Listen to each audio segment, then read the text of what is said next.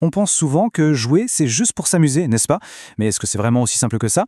Dans cette analyse, on va voir que derrière le simple plaisir se cachent parfois des fonctions bien plus profondes et assez surprenantes.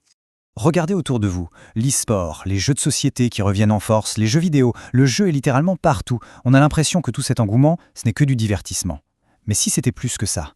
Et si le fait de jouer répondait en réalité à un besoin bien plus fondamental de nos sociétés? Alors, si on ouvre un dictionnaire, le Larousse par exemple, qu'est-ce qu'on y lit? Un jeu est une activité, je cite, sans fin utilitaire, juste pour se divertir et pour le plaisir. Bon, ça c'est un peu la définition de base, celle que tout le monde a en tête. Mais on va voir ensemble si elle tient vraiment la route. Du coup, la question qu'on doit se poser est simple. Le jeu est-il vraiment toujours inutile? C'est ce qu'on va essayer de vérifier. Notre hypothèse de départ, elle est simple, le jeu a depuis toujours eu un but utile. Et pour le prouver, on va devoir remonter le temps. On va se lancer dans un voyage pour explorer les tout premiers jeux de l'humanité et voir s'ils servaient juste à s'amuser ou à bien plus que ça. Allez, c'est parti pour ce voyage aux origines du jeu. Première escale, l'Égypte antique, avec un jeu qui est vraiment l'emblème de cette civilisation, le senet. Ce qui est fascinant avec le Senet, c'est son ancienneté. On parle du plus vieux jeu qu'on ait jamais découvert. Ça remonte à 3100 avant notre ère. Et pour bien comprendre son importance, il faut savoir qu'on en a retrouvé un exemplaire dans le tombeau de Toutankhamon lui-même. Ça vous montre tout de suite que ce n'était pas juste un petit passe-temps. Et voilà pourquoi. Le Senet, ce n'était pas un simple jeu de parcours. Il avait une signification religieuse et funéraire extrêmement forte.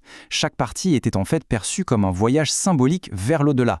Il était même utilisé comme offrande diplomatique. On est bien loin du simple divertissement. Ce lien très fort entre le jeu et le sacré, ce n'est pas une spécialité égyptienne.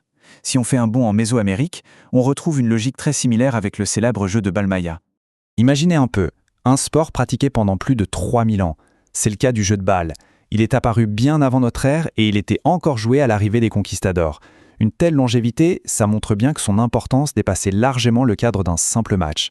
Et pour cause, ce jeu était au cœur des rituels religieux, parfois même accompagné de sacrifices humains. C'était aussi un moyen de régler des conflits politiques et sociaux, et ça servait même d'entraînement militaire. Sa fonction utilitaire était donc multiple, et surtout, absolument centrale pour la société.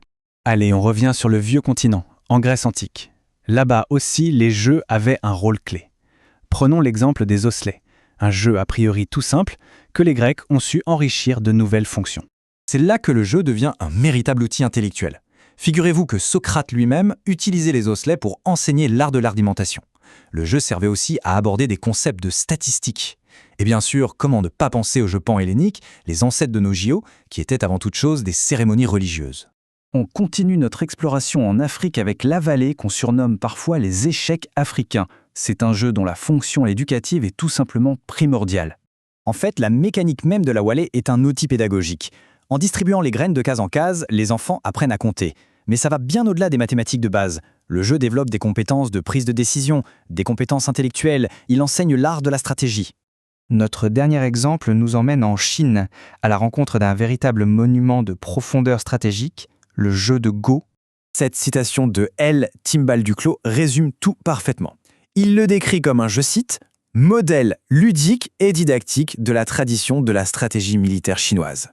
Le jeu est si intimement lié à la pensée stratégique qu'on se demande même si ce n'est pas le jeu qui a inspiré les grands traités militaires ou l'inverse. Alors qu'est-ce qu'on peut retenir de ce voyage à travers le temps et les civilisations? Il est temps de faire le point. Le constat est assez clair. Du Senet en Égypte au Go en Chine, tous ces jeux antiques avaient une fonction bien plus importante que le simple divertissement. Que ce soit pour la religion, pour l'éducation ou pour la stratégie, leur rôle utilitaire était absolument central. Fort de cette conclusion, il est temps de revenir à notre point de départ et de jeter un œil critique sur la définition du jeu. Ce voyage historique nous oblige en fait à revoir notre copie. Au lieu de voir le jeu comme une activité sans fin utilitaire, il faudrait plutôt le définir comme une activité qui peut combiner à la fois le divertissement et des fins potentiellement utilitaires, que ce soit dans un cadre religieux, militaire ou éducatif. L'interprétation finale, elle est donc sans appel. Non seulement le jeu a des fonctions utilitaires, mais il arrive que cette fonction précède même sa dimension de divertissement. Parfois, un jeu est d'abord conçu comme un outil, avant de devenir un loisir. Et tout ça nous amène à une dernière question, une sorte de perspective. Si le jeu a des racines aussi profondes dans la religion, l'éducation, la stratégie, bref, dans les piliers de toute société, est-ce que ça ne pourrait pas expliquer la place absolument essentielle qu'il occupe encore aujourd'hui dans nos vies? La question reste ouverte.